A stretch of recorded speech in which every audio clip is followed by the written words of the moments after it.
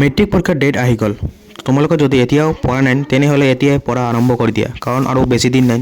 তো আহি গ'ল আজি কেতিয়া হ'ব।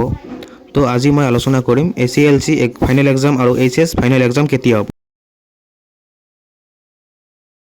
তো প্ৰথমে আলোচনা কৰিম যে কেতিয়া ACLC এক্সাম হ'ব।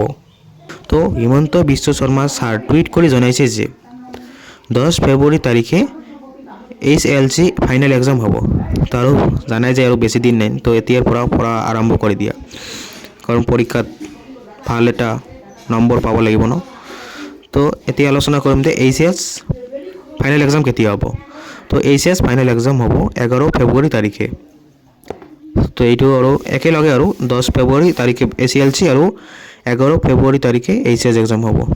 তো তোমালোকে মোৰ চেনেলটো তোমালোকে ছাবস্ক্ৰাইব কৰি দিয়ক, এনেকৈ ভিডিঅ' বনাই যাম, লগতে হোৱাটছআপ চেনেলটো তোমালোকে জইন হৈ যাওক। ধন্যবাদ।